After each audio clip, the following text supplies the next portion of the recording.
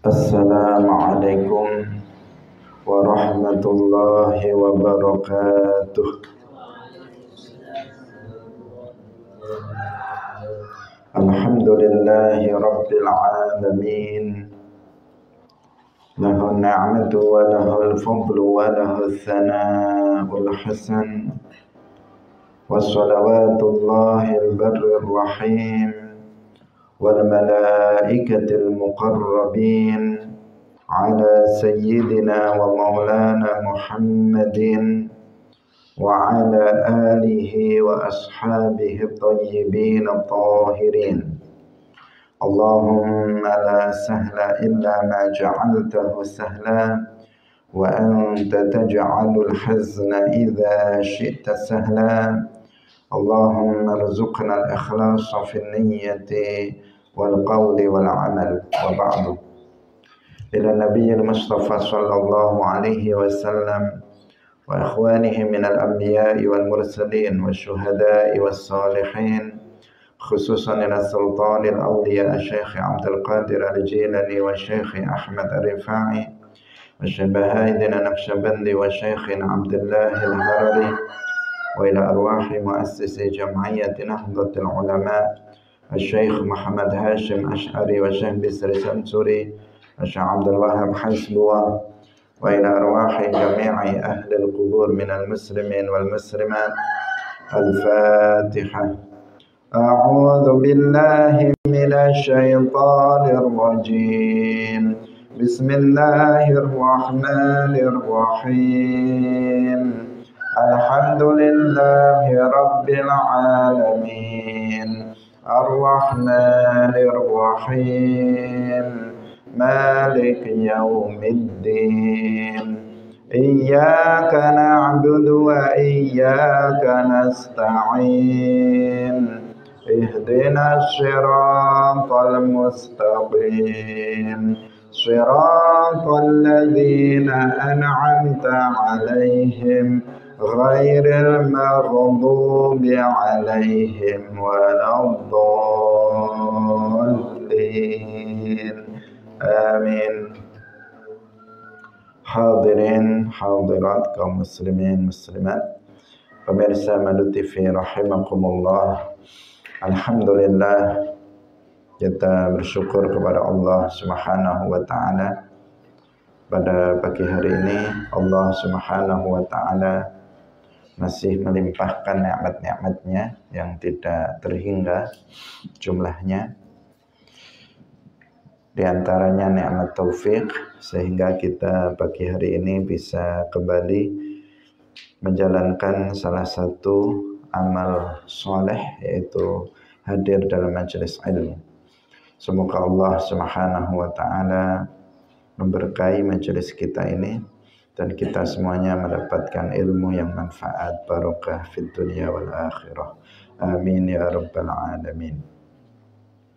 Salawat dan salam semoga tetap terlimpahkan kepada Nabi Agung Nabi Muhammad sallallahu alaihi wasallam, para sahabatnya, keluarganya, serta seluruh umat Islam yang mengikuti beliau ila yaumil qiyamah.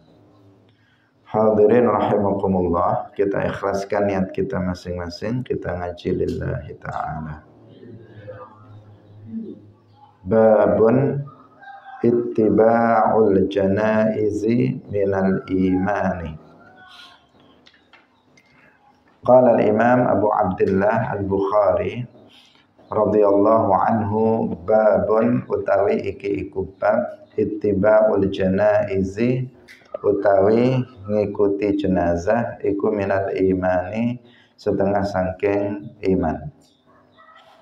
Wa bihi ilaihi qala haddatsana Ahmad bin Abdullah bin Ali al-Manjufi qala haddatsana Rauhun qala haddatsana Aufun 'anil Hasan wa Muhammadin 'an Abi Hurairah anna Rasulullah sallallahu alaihi wasallam qala man ittaba'a janazata muslimin imanan wa ihtisaban. Man utai sapane wong iku ittaba'a ngetutaken sapa man janazata muslimin ing jenazahe wong Islam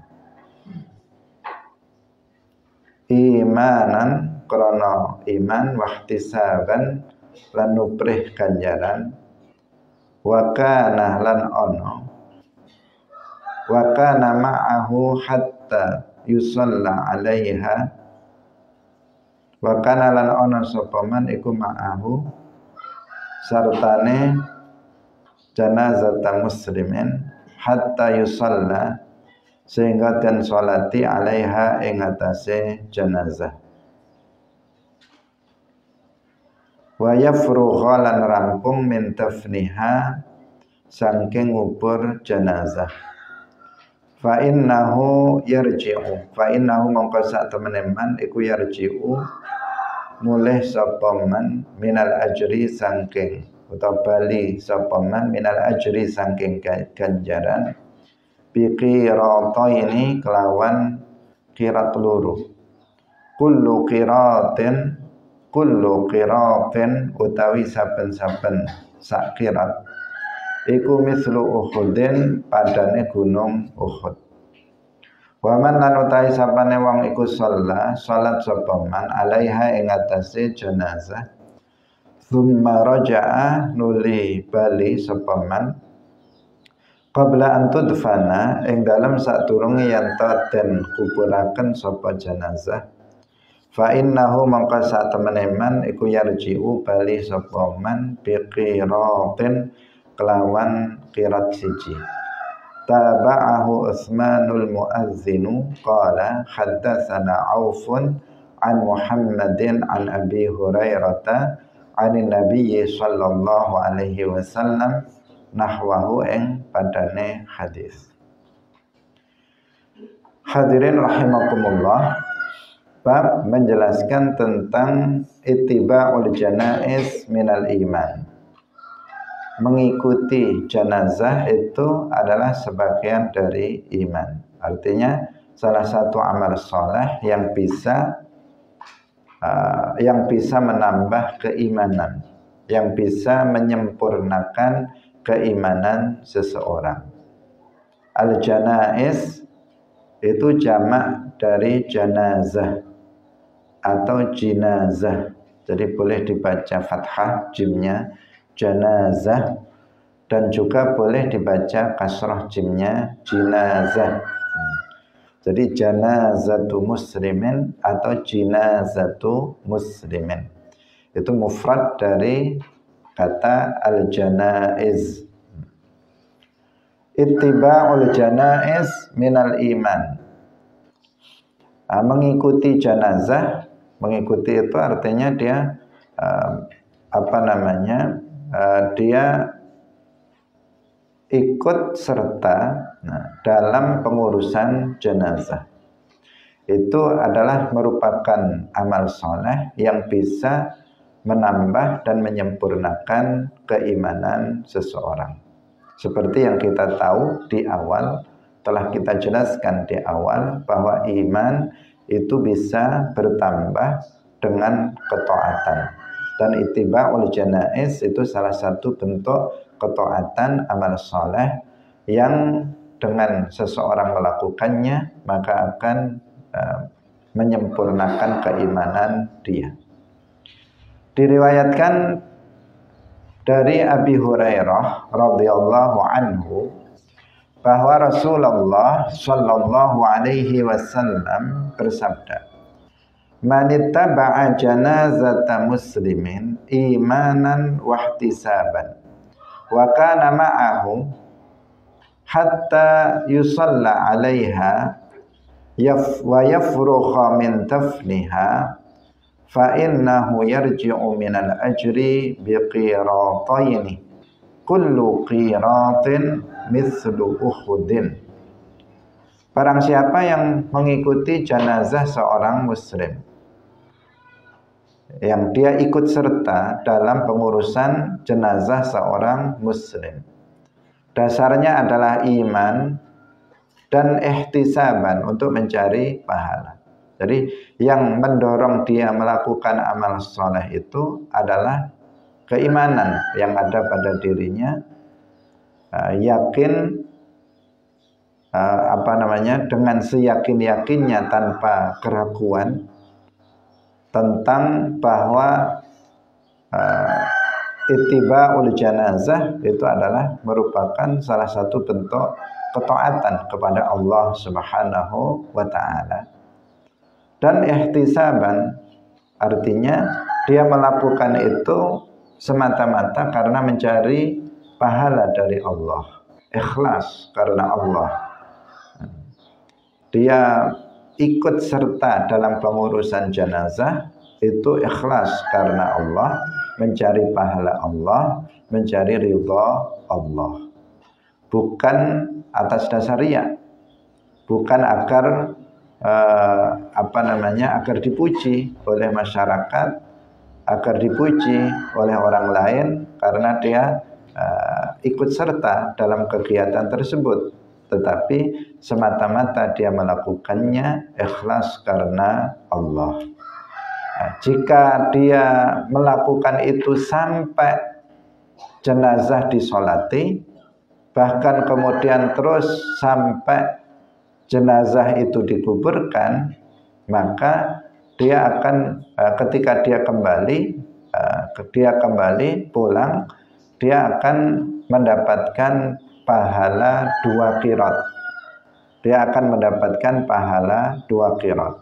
Qirat di sini adalah ukuran dari pahala, nama untuk ukuran tertentu dari pahala. Seseorang yang dia mengikuti jenazah, pengurusan jenazah sampai dengan dia tidak harus secara langsung ikut ngurus ya, tetapi dia hadir mengikuti prosesi sampai dengan penguburan jenazah, maka dia akan mendapatkan pahala 2 qirat. 1 qiratnya, Nabi menjelaskan 1 qiratnya itu seperti gunung Uhud. Ini menggambarkan tentang besarnya pahala. Nah, tentang besarnya pahala apabila kita ikut serta dalam pengurusan jenazah sampai dengan penguburan jenazah. Kemudian Nabi mengatakan waman shalla 'alaiha tsumma raja'a, kalau seseorang itu sampai pada batas mensolati jenazah, kemudian setelah itu pulang, maka sebelum dikuburkan dia sudah pulang, hanya sampai batas mensolati jenazah, maka dia akan pulang dengan membawa pahala 1 qirat. 1 qirat, setengah dari apabila dia mengikuti jenazah sampai dengan penguburan. Nah, ini hadirin rahimakumullah menunjukkan besarnya pahala ikut serta dalam prosesi pengurusan jenazah. Yang banyak sekali itu diabaikan oleh sebagian kita, yang padahal pahalanya itu sangat besar. Mengurus jenazah secara langsung, artinya dia ikut secara langsung dalam pengurusan jenazah, itu kan hukumnya fardu kifayah. Nah, seseorang misalnya dia memandikan, dia yang mengkafani, atau dia kemudian ikut dalam pelaksanaan sholat, kemudian dia menguburkan, itu hukum pengurusan jenazah dengan 4 perawatan ini, yaitu memandikan, mengkafani, mensolati, dan menguburkannya, itu hukumnya fardu kifayah. Apabila ada sebagian umat Islam yang melakukannya, maka yang lainnya tidak berdosa. Ada satu saja yang melakukannya, maka yang lainnya tidak berdosa. Nah, di sini seringkali kita terus mengandalkan orang lain. Karena kita mengetahui bahwa pengurusan jenazah ini hukumnya fardu kifayah, jika kita tidak ikut serta, orang lain sudah ada yang melakukannya, maka kita tidak berdosa. Maka kemudian sebagian kita ini kemudian sudah ada yang ngurus, ya sudah. Kita tidak berusaha untuk ikut serta dalam pengurusannya secara langsung. Alasannya apa? Alasannya sudah ada yang ngurus. Akhirnya sering diantara kita yang sengaja melambatkan diri untuk datang. Kenapa? Karena sudah ada yang mengurusinya. Bahkan ada sebagian daerah itu yang memang sudah ditunjuk, yang ngurus jenazah itu yang sudah ada ditunjuk satu orang. Sehingga yang lainnya seakan-akan sama sekali tidak ada peluang atau kesempatan untuk bisa ikut serta secara langsung dalam pengurusan jenazah.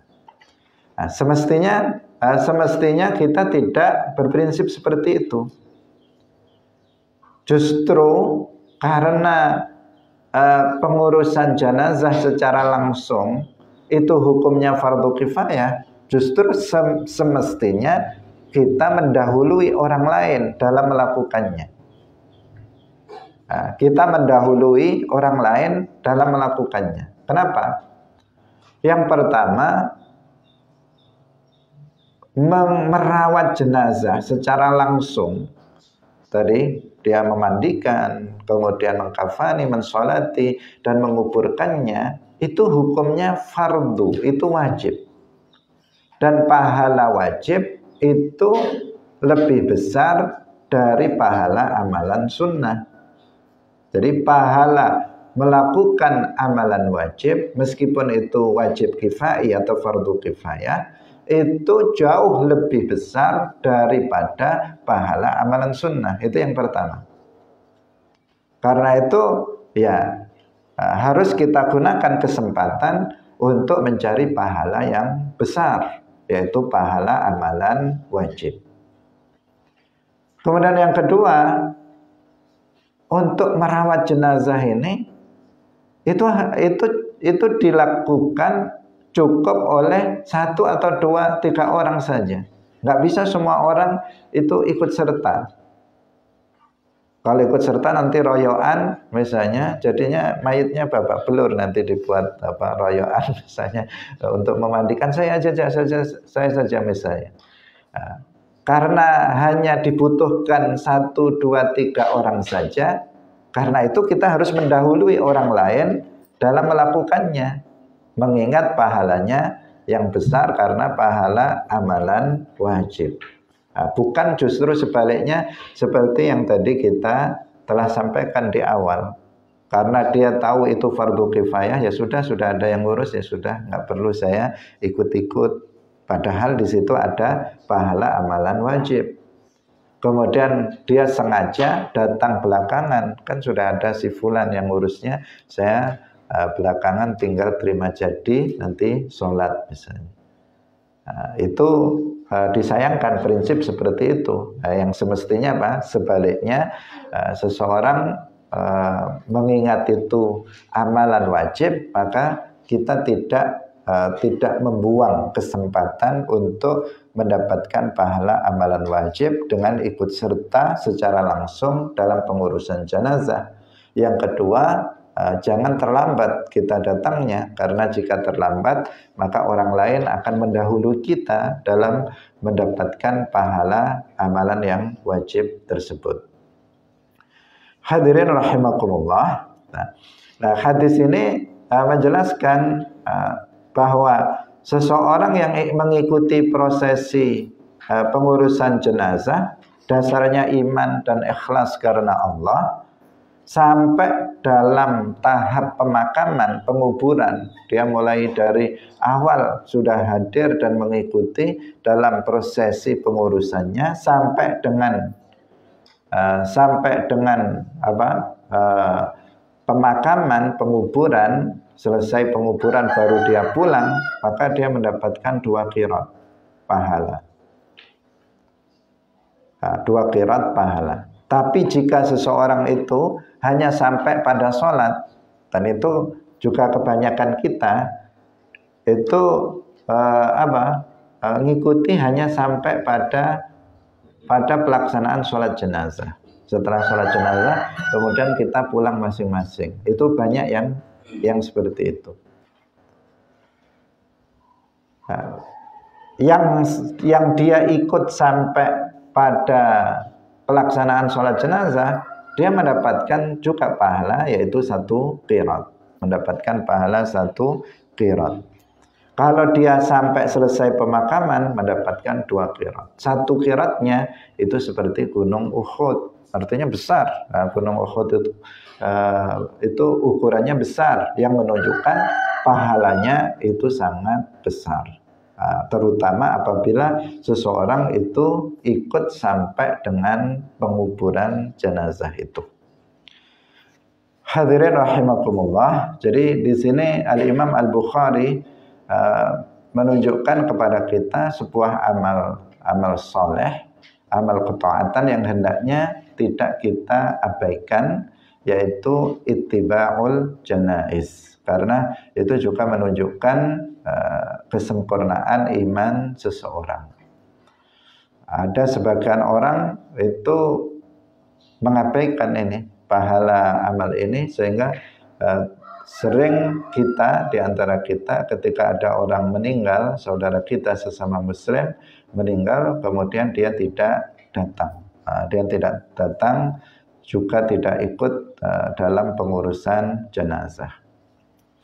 Ada sebagian orang yang dia sekedar datang saja, sekedar datang kemudian ngobrol-ngobrol dengan temannya.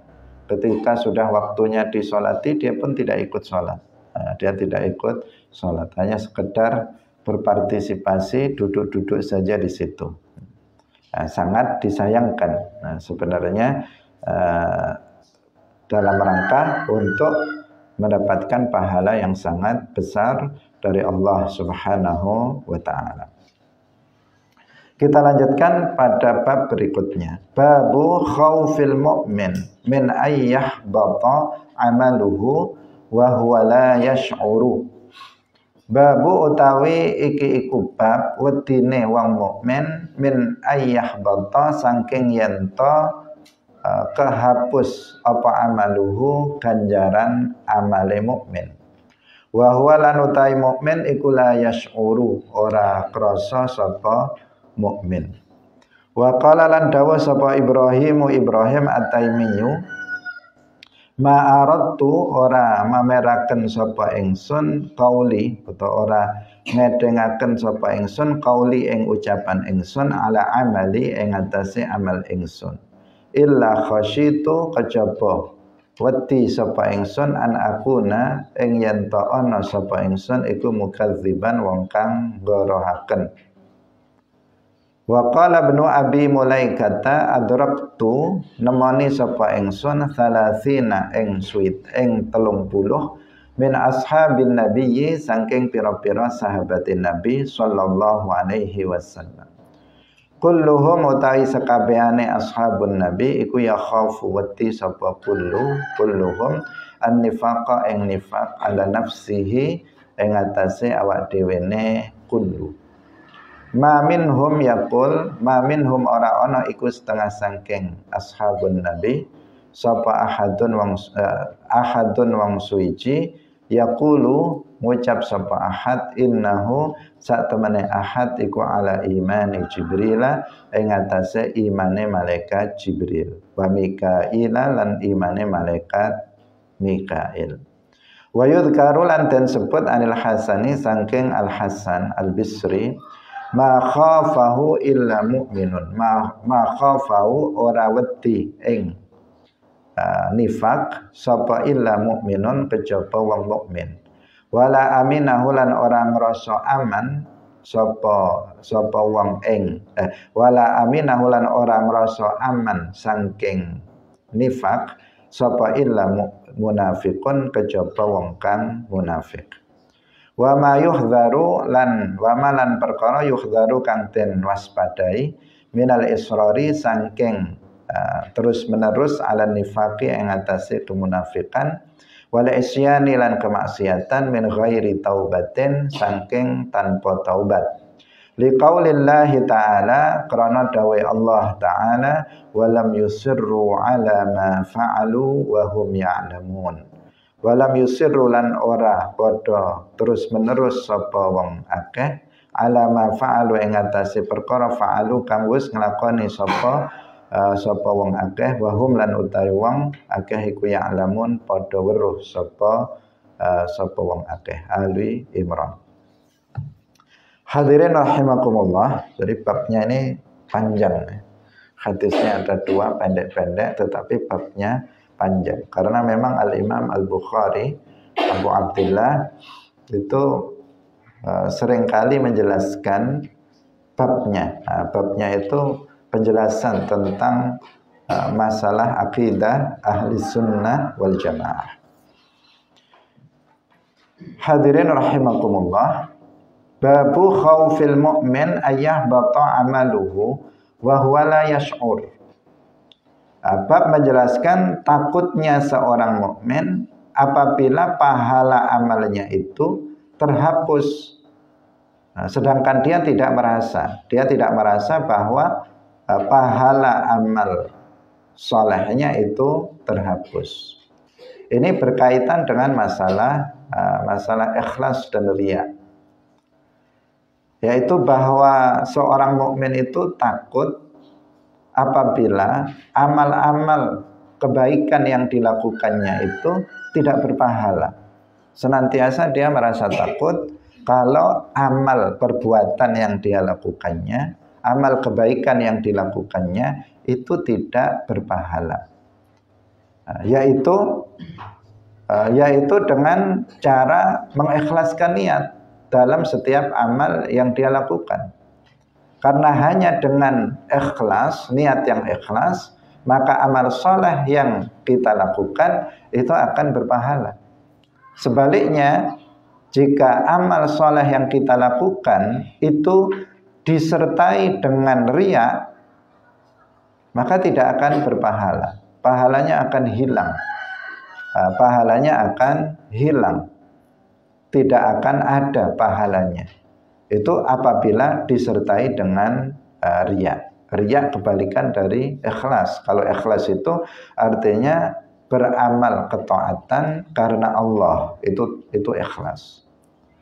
Jadi beramal ketaatan murni karena Allah Subhanahu wa taala. Untuk menjalankan perintah Allah, untuk mendapatkan pahala dari Allah, untuk mencari ridha Allah. Itu yang disebut dengan ikhlas. Sedangkan riya itu beramal karena manusia. Jadi beramal ketaatan karena manusia agar dipuji oleh orang, agar dihormati oleh orang, agar dibilang orang begini dan begitu. Itu namanya riya.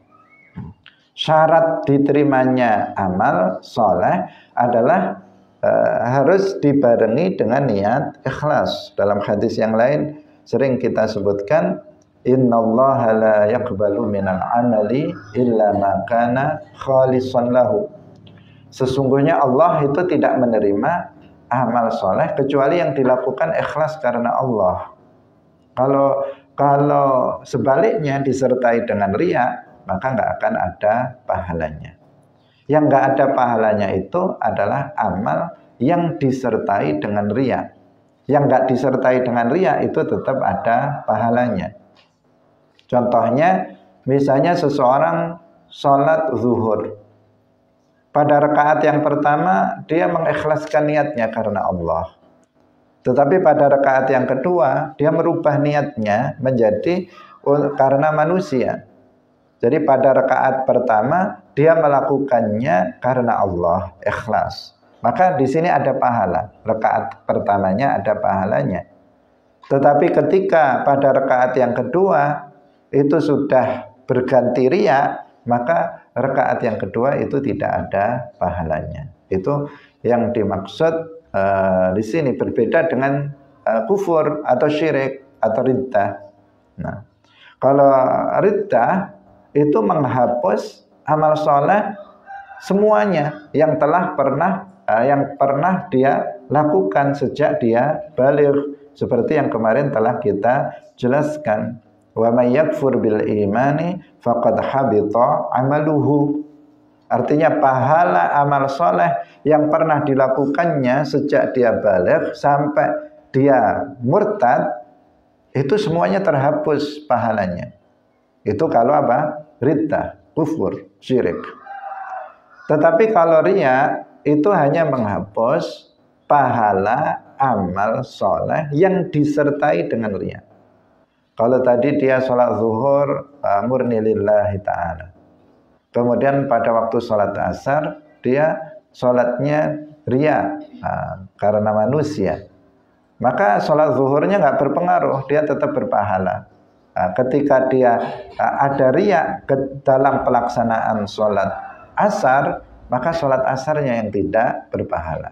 Bahkan tadi sudah kita contohkan, misalnya dalam satu sholat saja, rakaat pertama ikhlas dia dapat pahala, rakaat yang kedua enggak ikhlas dia tidak mendapatkan pahala, justru mendapatkan dosa. Jadi yang tidak berpahala itu yaitu amal yang dibarengi dengan riya. Nah, seorang mukmin yang sempurna itu senantiasa takut apabila dia beramal dengan riya, sehingga pahala amal soleh yang dilakukannya itu hilang, karena akan sangat rugi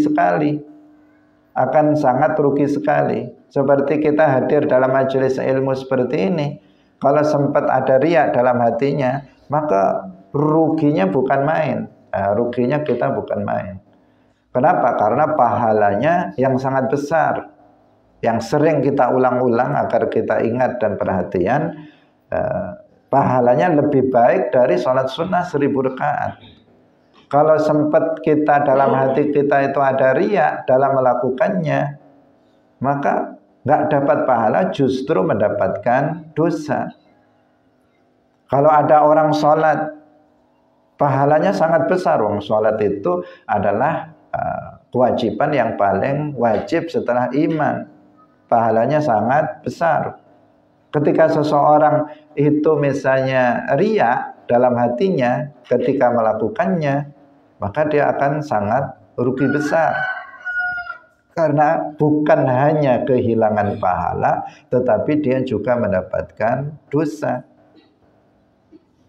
Ada seorang misalnya seorang kepala rumah tangga, seorang suami, dia bekerja keras, memberikan nafkah istri dan anak-anaknya yang merupakan kewajiban dia. Tetapi ternyata dia nggak ikhlas, bukan karena Allah dia melakukannya, tetapi untuk mencari ridho istrinya atau anaknya, atau biar dipuji tetangganya sebagai laki-laki yang bertanggung jawab dan sebagainya. Itu apa? Dia akan rugi. Dia sudah capek, tetapi dia tidak mendapatkan pahala dari kebaikan yang dilakukannya. Itu beberapa contoh. Karena itu seorang mukmin yang sempurna itu selalu takut kalau amal yang dilakukannya itu nggak ada pahalanya dikarenakan disertai dengan riya. Maka seorang mukmin yang sempurna itu selalu istihdhar ikhlas dalam niat itu selalu dimunculkan dalam setiap dia beramal kebaikan, itu selalu istihdhar dalam hati. Ini penting, karena itu di tempat kita ini, di pondok kita ini, senantiasa para asatidzah itu mengingatkan agar kita mengikhlaskan niat. Di awal pengajian kita setiap pagi, kita juga senantiasa mengingatkan kepada kita masing-masing yang hadir agar mengikhlaskan niat. Kenapa? Saking pentingnya ini. Nah, saking pentingnya niat ikhlas dalam beramal. Karena jika enggak, bukan hanya enggak dapat pahala, tetapi justru bisa kebalikannya, yaitu mendapatkan dosa. Dan dosanya dosa besar jika riya itu kan tergolong sebagai dosa besar sampai Nabi menyebutnya dengan asyirkul asghar. Ittaqur riya'a fa innahu syirkul asghar. Rasulullah bersabda maknanya takutlah kalian kepada riya, jauhilah riya karena riya itu adalah syirik kecil, artinya dosa besar. Karena itu kita harus berlatih sebagai seorang mukmin yang sempurna yang mengharapkan pahala dari setiap amal kebaikan yang kita lakukan. Kita harus belajar untuk apa? Untuk istihdar an-niyah, untuk menghadirkan niat ikhlas dalam hati kita dalam setiap gerak-gerik kita. Bukan hanya dalam amalan yang wajib, yang sunnah, bahkan dalam amalan yang mubah. Itu bagaimana bisa kita mengumpulkan pahala dari setiap ucapan, dari setiap sikap dan setiap perbuatan yang kita lakukan. Itu semestinya seorang mukmin itu seperti itu.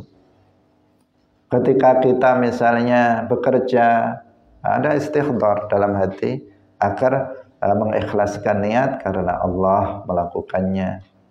Ketika seseorang itu misalnya dia sholat, ketika dia baca Quran, ketika dia belajar ilmu agama, hadir dalam majelis ilmu, ketika dia bersedekah, bahkan yang kecil, yang sangat kecil terlihatnya, misalnya ketika seseorang uluk salam kepada saudaranya sesama muslim, dia mengatakan assalamualaikum, dalam hati jangan sampai lupa untuk menghadirkan niat ikhlas karena Allah melakukannya. Bahkan yang lebih kecil dari itu, misalnya kita bertemu dengan saudara kita sesama muslim, kemudian kita tersenyum, jangan lupa waktu senyum itu hadirkan niat karena Allah. Kadang kan enggak, senyum-senyum saja, atau enggak ada menghadirkan niat ikhlas karena Allah. Ketika di jalan misalnya ada batu, kemudian kita singkirkan, itu amal soleh. Jangan lupa untuk mengikhlaskan niat karena Allah. Setiap saat, setiap waktu kita muraqabah, artinya mengawasi hati kita agar senantiasa mengikhlaskan, agar senantiasa berniat dalam setiap amal dan ikhlas di dalam niatnya. Itu semestinya seperti itu. Itu sulit, tetapi membutuhkan latihan, mujahadah, membutuhkan untuk belajar dan belajar, berlatih dan berlatih. Jika enggak, kita akan kehilangan banyak sekali pahala yang semestinya kita dapatkan. Kita makan, niatkan karena Allah. Kita minum, niatkan karena Allah. Kita mau tidur, niatkan karena Allah. Kita mandi, niatkan karena Allah. Semuanya bisa. Jika kita sertai dengan niat dan niatnya karena Allah, karena menjalankan atau mencari pahala Allah, maka akan dapat pahala. Kita mau makan dengan niat karena Allah. Ini saya makan agar nanti kuat dalam belajar ilmu agama karena Allah. Saya misalnya mau makan agar nanti bisa kuat dalam beribadah kepada Allah. Saya melakukannya karena Allah. Saya tidur nanti agar bisa fresh, dan setelah itu saya bisa murajaah ilmu-ilmu agama dengan baik karena Allah. Semuanya akan berpahala jika seseorang membarengi amal perbuatan baik yang dilakukannya itu karena Allah. Hadirin rahimakumullah. Jadi belajar untuk senantiasa menghadirkan niat ikhlas karena Allah. Itu poin penting ya, poin penting bagi setiap kita. Kalau perlu di semua tempat ada pengingat untuk kita agar mengikhlaskan niat karena Allah. Misalnya kalian santri, di bukunya ditulisi di sini. Baru ngambil buku saja sudah lillahi ta'ala misalnya. Sudah mengingatkan kita agar kita ikhlas dalam murajaah, agar kita ikhlas dalam belajar. Ketika di kelas misalnya di papan tulisnya sudah tertulis lillahi ta'ala. Ketika kita melihatnya langsung kita hadirkan niat karena Allah. Ketika kita misalnya di tempat kerja kita, ada sebagian ada di toko atau di mana, kemudian ditulis lillahi ta'ala untuk mengingatkan. Sebenarnya yang paling penting kalau sudah terbiasa tidak perlu ada tulisan, tetapi kita sudah langsung menghadirkan niat lillahi ta'ala dalam setiap amal soleh yang kita lakukan. Ini begitu sangat penting ya, begitu sangat penting karena banyak orang mengabaikannya. Karena itu kita di sini betul-betul menekankan hal ini kepada kita semuanya. Ini babnya seperti itu ya, babnya seorang mukmin itu takut kalau amal perbuatan yang dilakukannya itu nggak ada pahalanya, selalu khawatir sekecil apapun amal soleh yang kita lakukan jangan sampai kehilangan pahala kita. Apalagi amal yang besar seperti hadir dalam majelis ilmu, amal besar, amal soleh yang besar, kalau sempat nggak ikhlas kita akan rugi. Sholat, membaca Al-Quran, kita tahu setiap hurufnya pahalanya 10 kebaikan. Kalau nggak ikhlas, kehilangan kita semuanya itu kehilangan. Justru kebalikannya kita akan mendapatkan dosa. Hadirin rahimakumullah, kita di dunia ini kan bagaimana kita bisa di waktu yang singkat dalam kehidupan dunia ini kita bisa mengumpulkan pahala sebanyak-banyaknya untuk kepentingan, kebahagiaan, kesenangan kita nanti di akhirat. Sehingga seorang mukmin kesempatan sekecil apapun itu digunakan untuk mendapatkan pahala. Tidur saja dia bisa mendapatkan pahala, mandi, makan, minum semuanya bisa mendapatkan pahala, senyum saja dia bisa dapat pahala ya. Tapi sebagian orang sebagian orang kebalikannya, jangankan senyum, jangankan uluk salam, sholat saja dia nggak dapat pahala. Hadir dalam majelis ilmu dia nggak dapat pahala. Karena apa? Nggak perhatiannya orang ini, atau karena dia nggak punya ilmu, karena nggak perhatiannya dia terhadap amal yang dilakukannya sendiri. Sehingga apa? Dia beramal besar pun dia nggak mendapatkan pahala apa-apa. Justru dosa yang dia dapatkan. Nah, sangat eman sehingga kita harus belajar, betul-betul belajar di sini, berlatih betul-betul untuk membiasakan menghadirkan niat ikhlas karena Allah dalam setiap amal yang kita lakukan. Ini nggak mudah, betul-betul ini sesuatu yang bukan sesuatu yang mudah. Mudah diucapkan, tapi sering sekali hati kita ini lupa terhadap pentingnya niat dalam setiap amal soleh yang kita lakukan. Hadirin yang dirahmati oleh Allah Subhanahu wa ta'ala. Jadi ini sifat seorang mukmin itu seperti itu.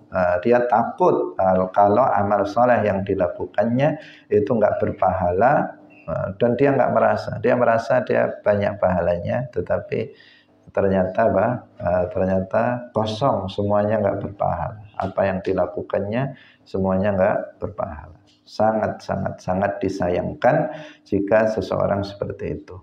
Nah, ini peringatan kepada kita semuanya, bukan hanya kepada mereka, tetapi kita masing-masing di sini yang sering sekali kita nggak memantau hati kita. Hati ini perlu dipantau. Kalau enggak, ya banyak sekali kebaikan yang seharusnya kita dapat tetapi tidak kita dapatkan, dan banyak sekali kemaksiatan yang tidak bisa kita hindari jika kita tidak bisa memantau hati kita pada setiap waktu dan tempat. Hadirin rahimakumullah. Kemudian waqala Ibrahim At-Taimi. Ibrahim At-Taimi itu minas salaf, termasuk para ulama salaf. Beliau beliau itu Ibrahim At-Taimi itu seorang wa'id, seorang wa'id. Wa'id itu tukang ngasih nasihat, tukang ngasih nasihat, seorang soleh, orang yang soleh, orang yang dia ahli dalam memberikan nasihat kepada orang lain. Ini harus diwaspadai, orang yang tukang memberi nasihat itu sesuatu hal yang baik, tetapi juga harus waspada terhadap terhadap kemungkinan dia tidak bisa mengamalkan apa yang dia sampaikan kepada, yang dia nasihatkan kepada orang lain. Ibrahim At-Taimi, seorang salaf wa'idh, beliau mengatakan, aku tidak ma'aradtu qawli ala amali illa khasyitu an akuna mukadziban. Di sini bisa dibaca, ada satu riwayat mukadziban, ada satu riwayat mukadzaban. Jadi dengan fathah, mukadziban berarti isim fa'il, atau mukadzaban isim maf'ul. Mukadziban artinya yang mendustakan, kalau mukadzaban yang didustakan.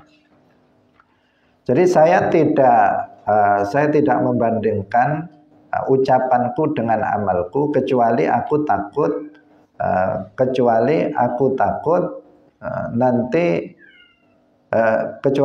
takut untuk didustakan atau untuk mendustakan. Artinya amalku itu mendustakan ucapanku. Atau saya takut nanti apa yang aku lakukan itu didustakan oleh orang lain karena nggak sama dengan apa yang aku ucapkan. Jadi dia mengatakan lakukanlah, ternyata dia nggak melakukan. Jangan kamu lakukan, ternyata dia melakukan. Itu namanya apa? Ucapan dan perbuatan itu beda. Itu beliau takut, beliau sebagai wa'id, sebagai tukang memberi nasihat, itu takut. Jangan-jangan apa yang saya ucapkan itu beda dengan yang aku perbuat. Dan yang kayak begitu banyak jumlahnya. Kita juga sering seperti itu. Kita memberikan nasihat tetapi kita tidak melakukannya. Tidak melakukan apa yang kita nasihatkan kepada orang lain. Nah, seorang mukmin yang sempurna, seorang mukmin yang saleh, yang kayak begitu itu takut dia. Takut jangan-jangan apa yang aku sampaikan, yang aku nasihatkan itu berbeda dengan apa yang aku lakukan. Seperti siapa ini? Seorang salaf namanya Ibrahim At-Taimi. Apalagi kita semestinya sudah seperti itu. Kalau ini dikatakan oleh Ibrahim At-Taimi, itu kan tawadhu'an. Itu tawadhu'an. Karena tawadhu'nya beliau, rendah hatinya beliau, sehingga beliau mengatakan itu. Karena beliau seorang soleh, wa'id yang soleh, apa yang dia ucapkan beliau lakukan. Apa yang artinya amal beliau dengan ucapan beliau sudah serasi. Tetapi tawadhu'an, karena tawadhu' beliau mengatakan ini. Kalau kita kan enggak, memang kenyataannya apa yang kita ucapkan seringkali beda dengan apa yang kita perbuat. Itu harus diwaspadai. Harus kita waspadai. Sering kita menyuruh seseorang untuk melakukan kebaikan ini dan itu, tetapi kita enggak melakukannya. Sering kita melarang orang lain untuk melakukan ini dan itu dari keburukan, tetapi justru kita melakukan perbuatan yang buruk itu. Dalam Al-Quran disebutkan kabura maqtan indallahi an taqulu ma la ta'lamu, ma la taf'alun. Kabura maqtan indallahi an taqulu ma la taf'alun. Artinya berdosa seseorang yang mengucapkan sesuatu yang dia tidak mengerjakannya. Artinya dalam perkara yang wajib atau dalam perkara yang wajib atau yang wajib dikerjakan, tetapi dia kemudian tidak mengerjakannya. Hadirin yang dirahmati oleh Allah Subhanahu wa taala. Ini masalah yang kedua, sehingga kita juga harus muraqabah juga terhadap diri kita. Ya. Intinya di sini kita harus senantiasa evaluasi diri masing-masing. Evaluasi diri masing-masing, muhasabah terhadap diri masing-masing, terhadap ucapan, perbuatan, terhadap hatinya. Hatinya jangan sampai beramal dengan disertai riya. Kemudian dia harus senantiasa memantau perbuatan dan ucapannya, jangan sampai bertolak belakang apa yang diucapkan dengan apa yang diperbuat dan seterusnya. Wa qala Banu Abi Mulaikah adraktu 30 min ashabin nabi kulluhum yakhafun nifaq ala nafsihi ma minhum ahadun yaqul innahu ala imani Jibrila wa Mikail. Ibnu Abi Mulaikah mengatakan, aku menjumpai 30 sahabat Nabi. Semuanya takut kemunafikan. Kemunafikan yang dimaksud di sini an-nifaq fil amal. An-nifaq fil amal. Semuanya takut terhadap kemunafikan dalam amal pada diri mereka. Pada diri mereka. Takut kalau ada sifat kemunafikan dalam amal pada diri mereka. Nggak ada seorang pun di antara mereka itu yang mengatakan bahwa iman mereka itu setara dengan imannya malaikat Jibril atau setara dengan imannya malaikat Mikail. Kalau ini apa? Ala wajhil jazm wal yaqin. Karena Jibril alaihissalam, Mikail, tentu mereka adalah para malaikat yang yang derajatnya sangat tinggi indallah dalam keimanan, Pernyataan ini juga menjelaskan kepada kita bahwa imannya seorang mukmin itu bertingkat-tingkat, nggak sama. Imannya Jibril sama imannya kita ya jauh lah. Imannya malaikat Jibril dengan imannya kita kepada Allah itu berbeda. Imannya Nabi dengan iman kita ya jauh beda. Derajatnya tingkatannya itu beda. Imannya kita dengan imannya Sayyiduna Abu Bakar, Umar, Utsman, Ali beda. Kita jauh di bawahnya. Orang guyonan baina sama wa sumur, antara langit dan sumur sat. Sumur sat artinya sumur yang enggak ada airnya yang dalam itu. Perbandingannya yang sangat jauh sekali, tautan dari iman kita dengan imannya Sayyiduna Abu Bakar, Umar, Utsman, orang-orang soleh, orang-orang yang soleh. Iman kita dangkal sekali. Ya, artinya apa? Artinya tingkatan keimanan seseorang itu beda-beda. Ini merupakan rad atau bantahan terhadap kelompok Murji'ah yang kemarin kita sebutkan. Karena orang Murji'ah itu pendapat mereka imannya orang mukmin itu sama. Imannya orang soleh dengan imannya pelaku dosa besar itu sama saja, setara. Itu menurut kelompok Murji'ah. Jadi imannya malaikat Jibril dengan imannya kita sama saja. Imannya Nabi dengan imannya kita sama saja. Imannya Abu Bakar dengan iman kita itu setara. Itu pendapat siapa? Murji'ah. Pendapat Murji'ah. Dan pendapat itu apa? Pendapat itu keliru. Berdasarkan hadis yang nanti akan kita baca dan pernyataan yang disebut oleh Imam Bukhari, beliau menyebut siapa? Menyebut perkataan dari Ibnu Abi Mulaikah bahwa beliau mendapati, artinya beliau menemui 30 sahabat Nabi, itu enggak ada satupun di antara mereka itu yang mengatakan iman kami sama dengan imannya malaikat Jibril. Memang enggak sama. Malaikat Jibril imannya begitu sangat kuat. Beliau Jibril alaihissalam pemimpin dari para malaikat yang derajatnya itu sangat tinggi indallah. Derajat mereka itu setelah para nabi. Para nabi, afdal al-makhluqat itu adalah al-anbiya, para nabi. Wa kullan faddalna 'alal 'alamin. Para nabi yang paling mulia adalah 5 nabi ulul azmi. Nabi Muhammad, Nabi Ibrahim, Nabi Musa, Nabi Isa, Nabi Nuh. Dan yang paling mulia di antara 5 itu adalah Nabi Muhammad. Jadi Nabi Muhammad, kemudian nabi-nabi ulul azmi lainnya, kemudian para nabi lainnya, kemudian baru para pembesar para malaikat, yaitu Jibril, Mikail. Itu derajatnya sangat tinggi, keimanannya sangat tinggi. Baru kemudian para aulia dari kalangan manusia. Setelah itu baru awamul malaikah. Itu urutan tingkatan derajat makhluk indallah. Indallah. Jadi